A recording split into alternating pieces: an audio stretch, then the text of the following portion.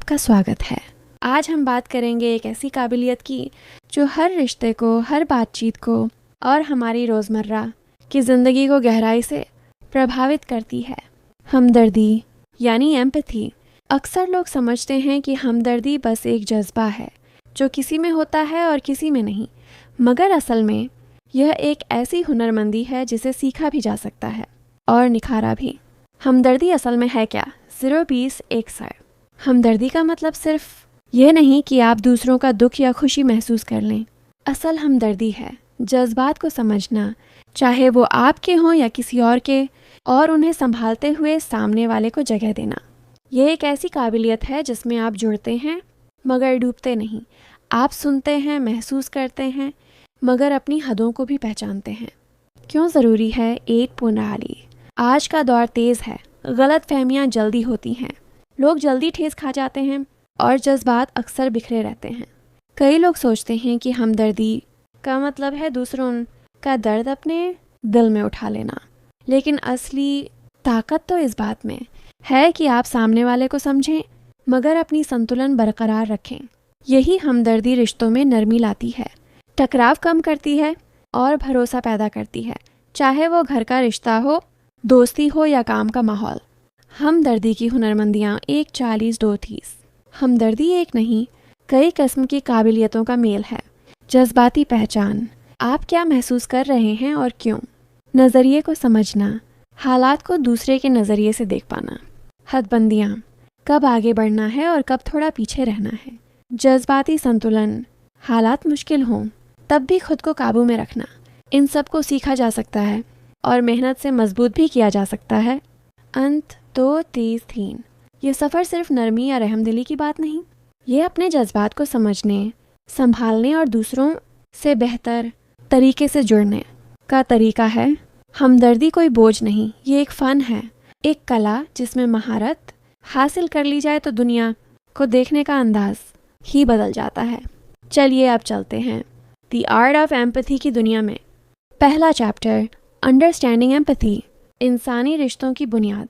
जिंदगी की इस भाग दौड़ में हम रोज इंसानों से मिलते हैं, बात करते हैं, हंसते हैं, झगड़ते हैं, लेकिन बहुत कम लोग ऐसे होते हैं जो हमारी बात नहीं, हमारे एहसास समझ लेते हैं।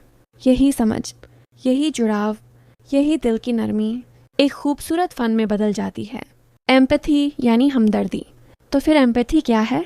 अक्सर लोग सोचते हैं कि एम्पैथी मतलब किसी का दर्द अपने सीने में उतार लेना, उनकी तकलीफ में डूब जाना या हर बात पर सिर्फ मुझे अफसोस है कहना। पर एम्पैथी इससे कहीं ज़्यादा गहरी चीज़ है। एम्पैथी का मतलब है सामने वाले के जज्बात को महसूस करना, उनकी हालत को समझना और ये एहसास दिलाना कि तुम अकेले नहीं हो, मैं यहाँ हूँ। ये जुड़ाव है मगर अपने दिल दिमाग को खोए बिना।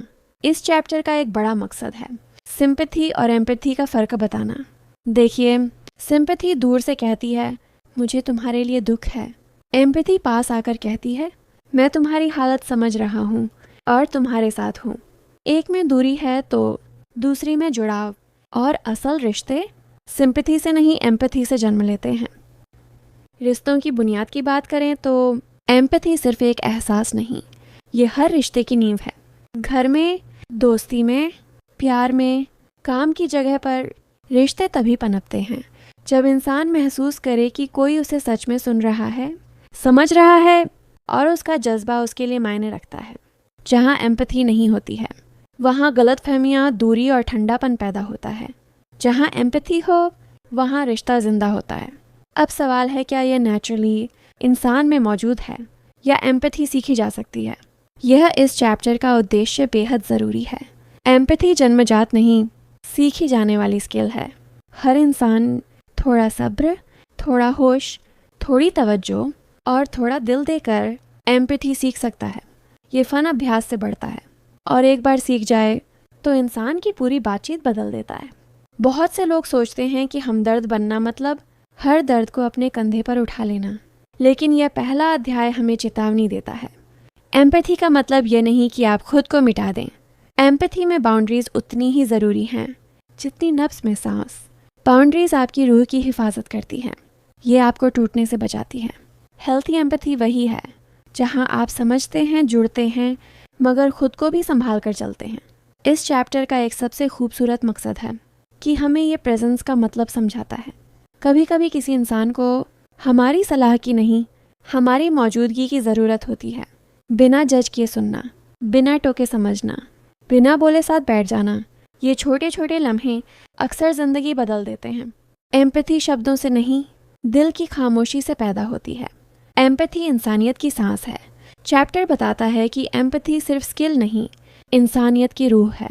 हम जब एम्पैथी अपनाते हैं, हम कम कठोर होते हैं, कम जल्दी गुस्सा होते हैं और ज़्यादा समझदार बनते हैं। हम दूसरों को सिर्फ देखते नहीं, बल्कि महसूस करने लगते हैं। ये इंसान को इंसानियत के करीब ले आती है। पहले चैप्टर का सबसे बड़ा उद्देश्य है हमें यह समझाना कि एम्पैथी दुनिया बदल सकती है। ये हमारी भाषा बदल देती है, हमारी सुनने की क्षमता, हमारी बातचीत, हमारे रिश्ते और हमारी दुनिया की सख्ती। एक एम्पैथेटिक इंसान अपने आसपास के माहौल को भी नरम कर देता है।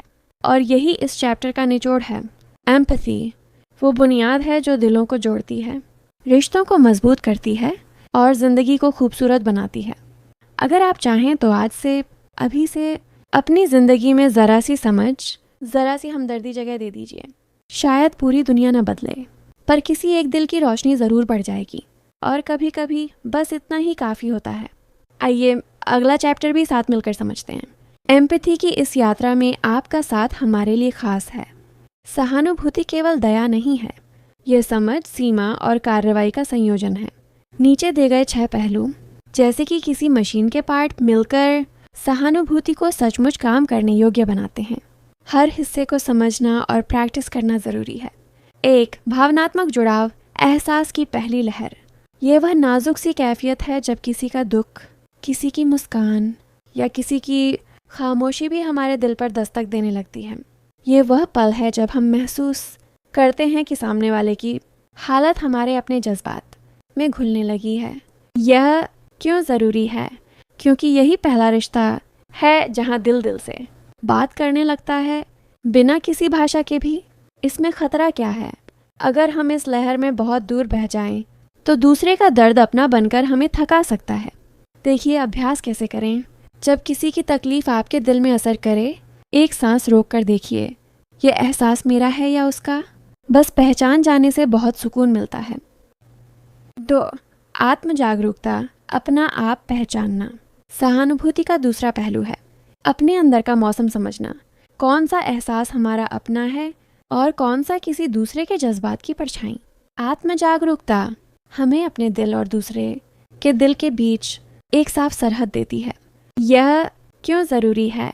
ताकि हम किसी के गम में साथ तो दें, पर खुद डूब न जाए। अभ्यास बहुत ज़रूरी है। दिन में कुछ पल अपने जज्बात का जायज़ा लें। मैं अभी क्या महसूस कर रहा हूँ और क्यों? ये छोटी सी रोशनी बहुत रास्ते साफ कर देती है। 3. दृष्टिकोण ग्रहण, दूसरे की आंखों से दुनिया देखना। यह वह फन है जिसमें हम अपनी सोच की दीवारों से बाहर निकलकर दूसरे की जगह खड़े होते हैं, यह समझने के लिए कि उनका सच, उनकी दुनिया कैसी लगती है। ये क्यों ज़रूरी है? क्योंकि हर शख्स अपनी कहानी का हीरो है। जब हम उनकी नज़र से देख पाते हैं, तो ना फैसलेबाजी बचती है, ना गलतफहमी। प्रैक्टिस बहुत इम्पॉर्टेंट है। किसी भी बातचीत में एक नरमी से पूछें, तुम्हारे लिए यह हालात कैसे हैं? या तुम्हारी नज़र में क्या बात सबसे मुश्किल है? ये सवाल दिल की दहलीज खोल देता है। 4. भावनात्मक संतुलन, दिल को कायम रखना।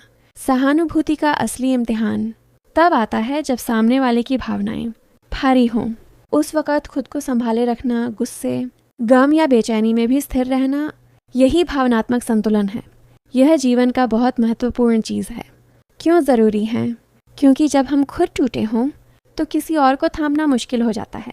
संतुलन हमें मजबूत और भरोसेमंद बनाता है। अभ्यास कैसे करें? तो उसी वक्त गहरी सांस लें।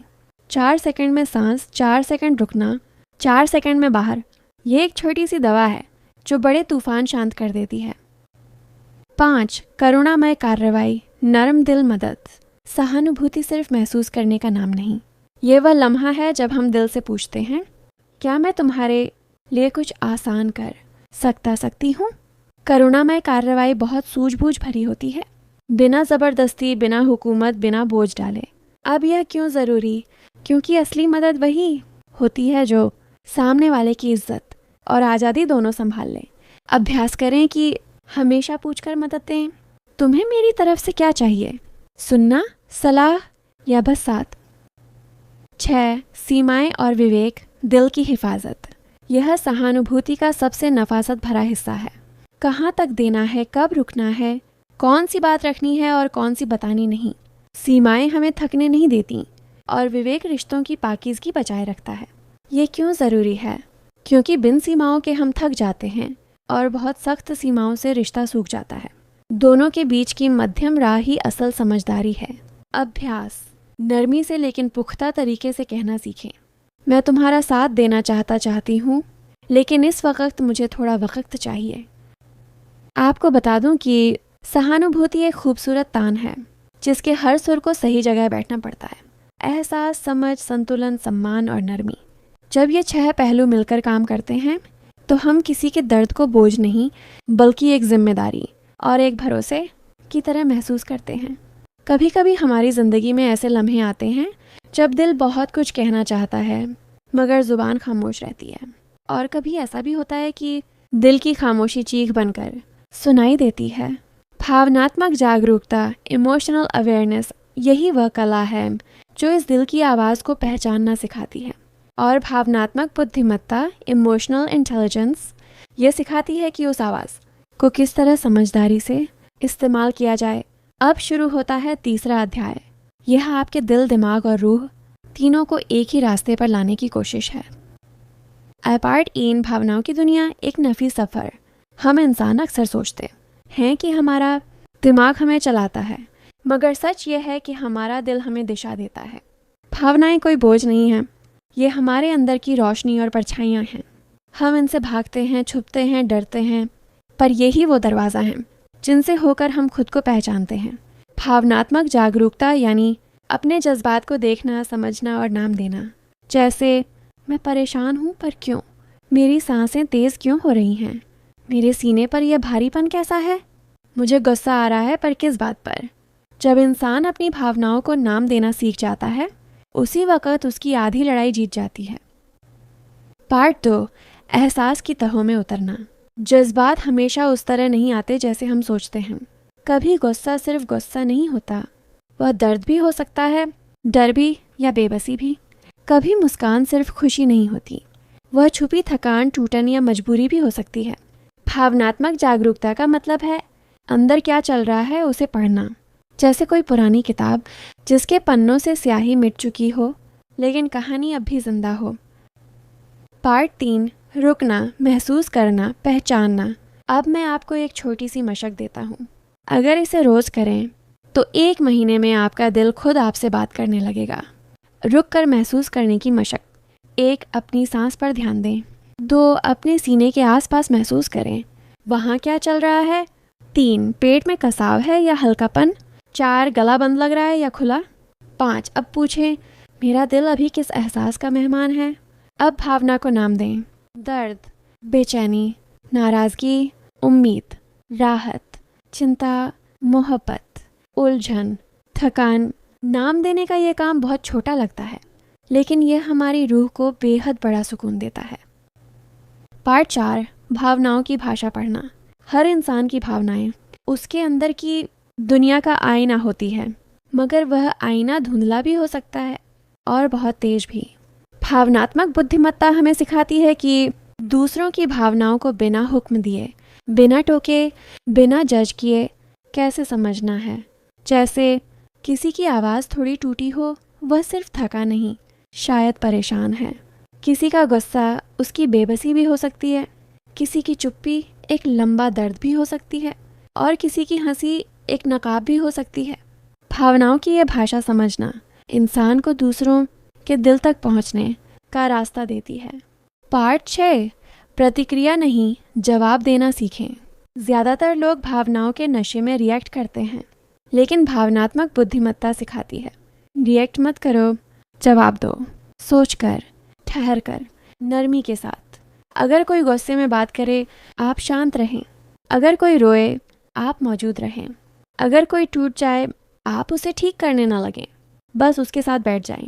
संवेदनशीलता के सफ़र में कभी कभी सिर्फ मौजूद रहना सबसे बड़ी मदद होती है। 7 भावनाओं को संभालना नरमी से, होशियारी से भावनात्मक बुद्धिमत्ता का एक अहम हिस्सा है। भावनाओं को कंट्रोल नहीं करना, उन्हें समझदारी से संभालना। जैसे बहस के वक्त 1 मिनट की चुप्पी लेना, गुस्सा आए तो कमरे से बाहर निकलना, बेचैनी में पानी पीना, उदासी में भरोसेमंद इंसान से बात करना, चिंता में गहरी सांसें लेना।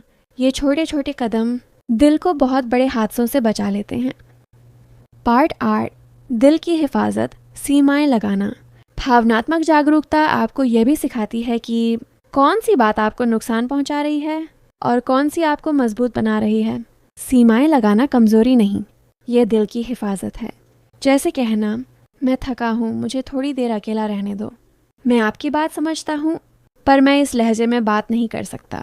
मुझे सोचने के लिए वक्त चाहिए। यह सीमाएं आपको टूटने नहीं देती। पार्ट 9, दूसरों की भावनाओं को इज्जत देना। एक बड़ा दिल वह है जो दूसरों की भावनाओं को अपने बराबर इज्जत देता है। अगर कोई डर रहा है, उसे छोटा मत समझिए। अगर कोई दुखी है, उसे स्ट्रांग बनो मत कहिए।